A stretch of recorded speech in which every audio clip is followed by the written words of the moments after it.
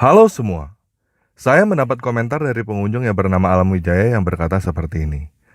Teman saya Kristen yang taat selalu berdoa tapi sampai sekarang masih miskin juga. Padahal apalagi kurang keyakinannya pada Yesus. Semua keyakinan dan kepercayaannya dia curahkan kepada Tuhannya. Katanya di video Yesus berjanji, jika berjalan di jalannya dan percaya kepadanya, apapun yang diminta akan diberikan. Dan sayangnya ini tidak terbukti. Dan ada satu komentar lagi dari Joni Putra yang berkata seperti ini. Bang, kan Anda udah hidup di dalam firman Tuhan. Ngapain buat video kayak begini? Kan tinggal minta aja kepada Tuhan supaya kita semua yang agnostik ini percaya kepada Yesus. Sesuai janjinya dalam Alkitab, pasti keinginan Anda terpenuhi. Jadi pada video ini, kita akan bahas kenapa banyak orang Kristen yang doa tidak dijawab dan miskin. Oke, kita mulai aja ya.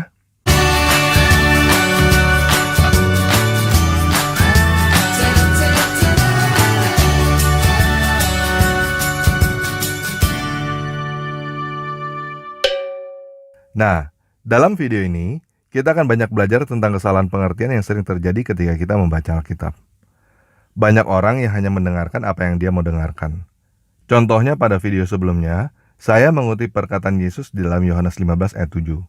Jikalau kamu tinggal di dalam aku, dan firmanku tinggal di dalam kamu, mintalah apa saja yang kamu kehendaki, dan kamu akan menerimanya.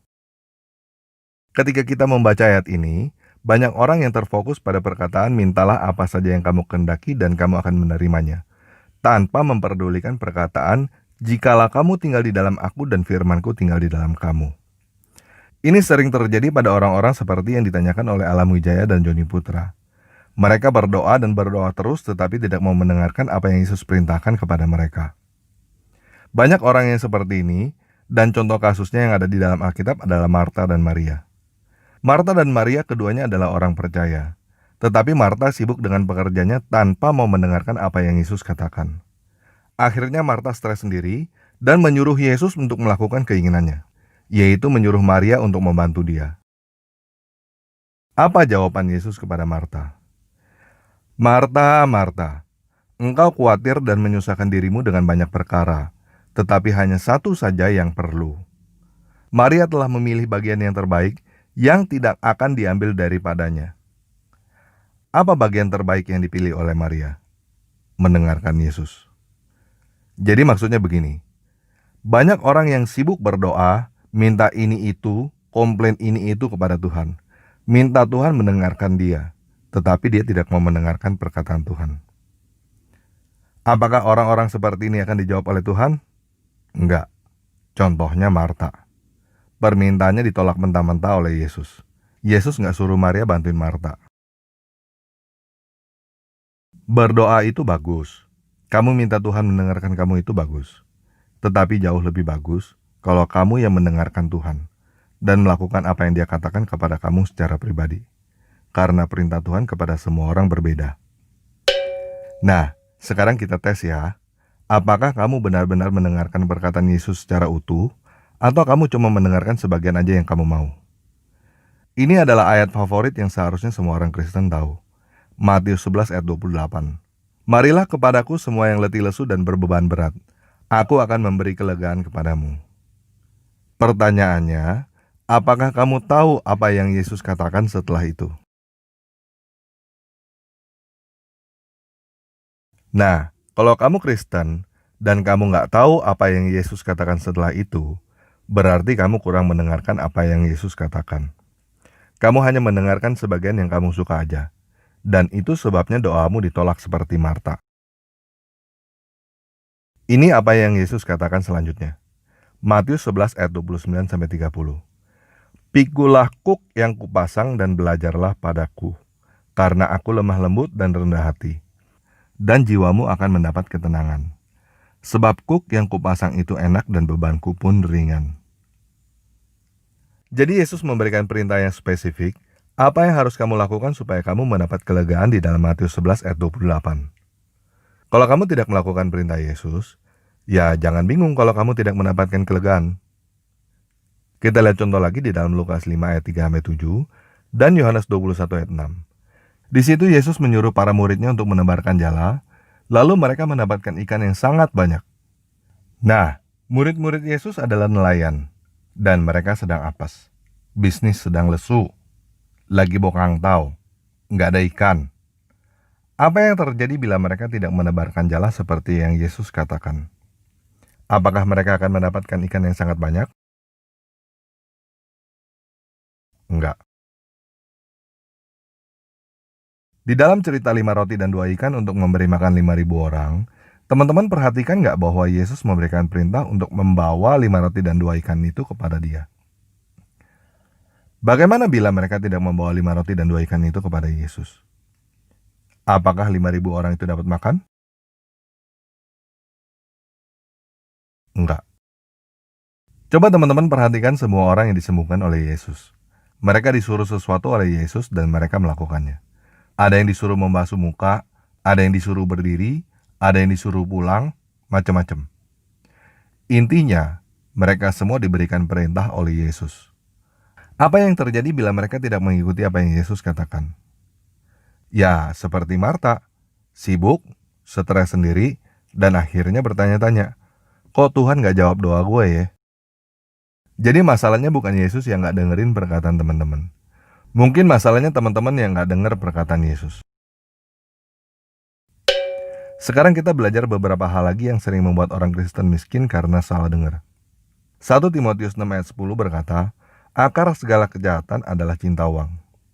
Banyak orang Kristen yang entah bagaimana, yang tertanam di dalam benak adalah akar segala kejahatan adalah uang. Ini seperti yang pernah saya jelaskan di dalam video tentang Adam dan Hawa. Tuhan memberikan perintah untuk jangan makan buah terlarang. Entah bagaimana perintah Tuhan menjadi jangan makan dan jangan sentuh. Yang seperti ini adalah ragi Farisi yang kelihatannya bikin orang lebih suci, tapi kenyataannya membuat orang jatuh ke dalam dosa. Alkitab berkata bahwa akar segala kejahatan adalah cinta uang, bukan akar segala kejahatan adalah uang. Pola pikir akar segala kejahatan adalah uang tanpa kata cinta membuat orang merasa berdosa kalau punya uang. Apa akibatnya? Akibatnya orang itu menjadi nggak punya uang, jatuh ke dalam kemiskinan, dan bertanya-tanya, Tuhan, kok hidup gue menderita begini ya? Nah, kalau ini yang kamu alami, ini adalah mental block yang kamu bikin sendiri sehingga kamu miskin. Jadi teman-teman dengar baik-baik ya. Uang itu bukan kejahatan. Punya uang itu bukan dosa. Yang menjadi akar dari segala kejahatan adalah cinta uang. Kata cintanya jangan dibuang lagi ya. Mental block selanjutnya adalah salah persepsi tentang perkataan Yesus di dalam Matius 19 ayat 23-24, Markus 10 ayat 24-25, dan Lukas 18 ayat 24-25. Di sini Yesus berkata bahwa orang kaya susah masuk kerajaan sorga. Nah, pada ayat ini kata apa yang biasanya kurang diperhatikan orang? Kata kerajaan.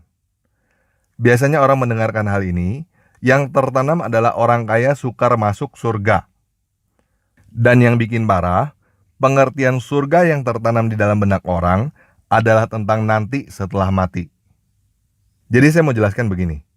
Pengertian surga yang ada di dalam Alkitab bukan tentang nanti setelah mati. Surga yang setelah kematian itu adalah pengertian dari agama lain. Keselamatan yang dijanjikan oleh Yesus bukan surga neraka di dalam dunia orang mati, tetapi kita keluar dari dunia orang mati itu, bangkit dari kematian dan hidup abadi, lengkap dengan tubuh, jiwa, dan roh. Sedangkan kata surga yang ada di dalam Alkitab, secara literal artinya adalah langit. Yaitu, surga itu langit yang kamu lihat di atas ketika kamu hidup. Itu sebabnya kita diajarkan berdoa, datanglah kerajaanmu di bumi seperti di surga. Datanglah kerajaanmu di bumi seperti di langit.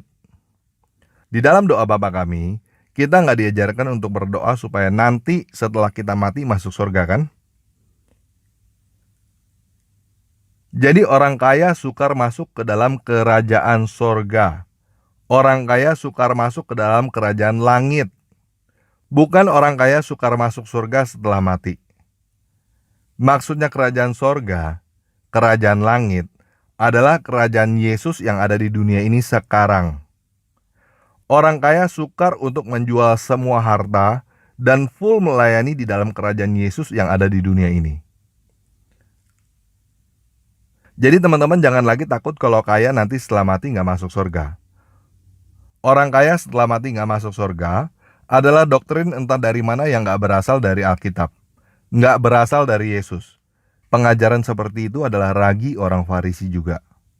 Yesus dan murid-muridnya bukan orang miskin. Yesus adalah anak seorang pengusaha kayu dan punya rumah di pinggir pantai. Mental block selanjutnya adalah salah persepsi lagi di dalam Matius 6 ayat 24, Lukas 16 ayat 13. Kamu tidak dapat mengabdi kepada Tuhan dan kepada Mamon. Kamu tidak dapat mengabdi kepada Tuhan dan kepada uang. Nah, banyak orang yang memberikan ragi kepada perkataan Yesus ini, sehingga kesannya orang Kristen gak boleh kerja cari uang. Gak boleh usaha dapat untung. Dan akhirnya bikin orang Kristen miskin. Apa yang Yesus katakan di dalam ayat-ayat ini sebenarnya seperti ini. Kamu lebih cinta uang atau lebih cinta Tuhan? Kamu mengorbankan Tuhan untuk uang atau kamu mengorbankan uang untuk Tuhan? Ini adalah pergumulan hidup yang akan dihadapi oleh semua orang. Dan kamu harus memilih salah satu. Nggak mungkin dua-duanya. Jadi silakan teman-teman renungkan dan jujur pada diri sendiri ya. Ayat ini bukan berarti orang Kristen nggak boleh cari uang. Dan ayat ini bukan berarti orang Kristen nggak boleh kaya. Tetapi ayat ini mengajarkan kita untuk lebih cinta kepada Tuhan daripada kepada uang. Oke? Nah, ada satu aturan tentang uang yang banyak orang nggak tahu. Bahasa rohaninya begini. Kalau kamu tidak menjadi Tuhan atas uangmu, maka uangmu yang akan menjadi Tuhan atas kamu. Bahasa normalnya begini. Kalau kamu nggak mengatur uang, maka uang yang akan mengatur kamu. Terlepas dari kamu adalah pengusaha, karyawan, atau pendeta, kamu harus mengatur uang kamu. Kalau kamu nggak mengatur uang kamu, berapapun yang kamu dapatkan akan habis dalam sekejap. Dan kamu akan terjerat di dalam kehidupan yang hanya mencari uang sampai kamu mati. Terakhir ya, untuk menjawab Alam Wijaya, Joni Putra, dan teman-teman lain supaya jelas, di dalam Alkitab ada yang namanya iba dari Tuhan, dan ada yang namanya upah dari Tuhan. Iba dari Tuhan itu seperti orang di pinggir jalan yang berkata, "Om, kasihan Om." Nah, kalau kamu kasih uang kepada orang itu karena kamu iba kepada orang itu. Sebenarnya apakah kamu wajib memberikan uang kepada orang yang minta-minta kepada kamu? Pada dasarnya enggak kan? Itu adalah hak kamu. Kamu mau kasih, nggak mau kasih ya udah. Dan kalau kamu kasih, itu namanya iba. Kamu kasih bukan karena kamu wajib, tetapi karena kamu kasihan. Tetapi kalau yang namanya upah dari Tuhan, itu seperti orang yang bekerja kepada kamu, dan kamu memberikan upah atas pekerjaan orang itu. Kamu wajib memberikan kepada orang itu sesuai dengan janji kamu. Orang itu pantas mendapatkan upahnya karena dia melakukan apa yang kamu perintahkan. Nah, perkataan Yesus, "Mintalah apapun maka akan kuberikan kepadamu," adalah janji Tuhan kepada orang-orang yang bekerja sesuai dengan apa yang Tuhan perintahkan. Bukan bekerja kepada Tuhan sesuai dengan mau-maunya sendiri. Ada jika, ada maka. Jikalau kamu tinggal di dalam aku dan firmanku tinggal di dalam kamu, maka mintalah apa saja yang kamu kehendaki dan kamu akan menerimanya. Jadi jawaban untuk Alam Wijaya mengenai orang yang doa tapi tidak diterima, berarti orang itu mesti periksa diri sendiri, apakah dia benar-benar tinggal di dalam Yesus dan perkataan Yesus tinggal di dalam dia. Atau dia hanya seperti Marta yang mau perkataannya didengar oleh Yesus, tetapi dia sama sekali nggak mau mendengarkan perkataan Yesus. Dan jawaban untuk Joni Putra, ngapain buat video kayak begini? Kenapa nggak minta aja kepada Yesus supaya semua agnostik menjadi percaya kepada Yesus? Pasti dikabulkan. Justru saya buat video seperti ini, karena saya percaya ini adalah apa yang Yesus perintahkan kepada saya. Dan apabila saya bekerja dengan baik, semua agnostik menjadi percaya kepada Yesus adalah upah saya. Bila video ini tidak membuat agnostik menjadi percaya, maka saya yang kerjanya nggak benar. Dan saya yang harus memperbaiki pekerjaan saya. Ini adalah percaya kepada Yesus yang sesungguhnya. Melakukan apa yang Yesus katakan. Bukan cuma berdoa lalu tidur dan tidak mengerjakan apa-apa. Orang yang berdoa lalu tidak mengerjakan apa-apa dan berharap Yesus yang bekerja buat dia, berarti orang itu berharap menjadi Tuhan atas Yesus. Dia berharap menjadi bosnya Yesus. Sedangkan menjadi orang percaya berarti menjadikan Yesus sebagai Tuhan atas diri kita. Menjadikan Yesus sebagai bos atas diri kita. Oke, sekian video kali ini. Buat teman-teman yang merasa video ini bermanfaat, tolong bantu share kepada teman-teman yang lain ya, supaya nggak ada lagi orang Kristen yang miskin. Yesus Kristus bos saya, memberkati kita semua.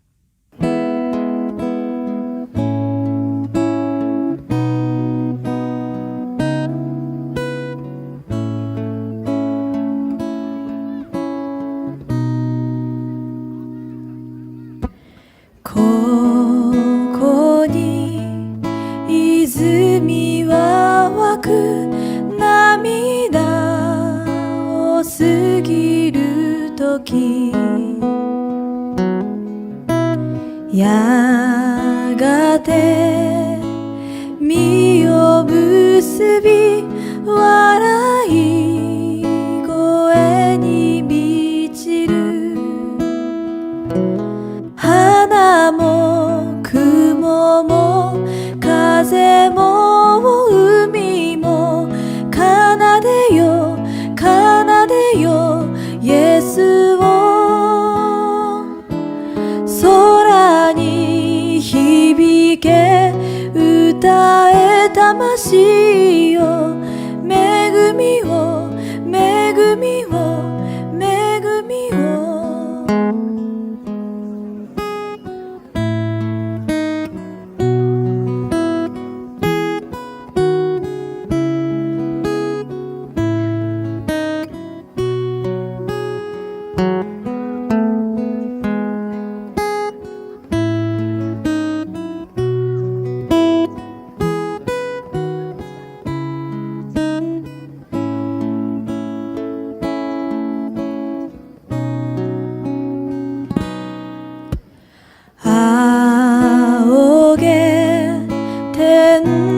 開き僕らは見るだろう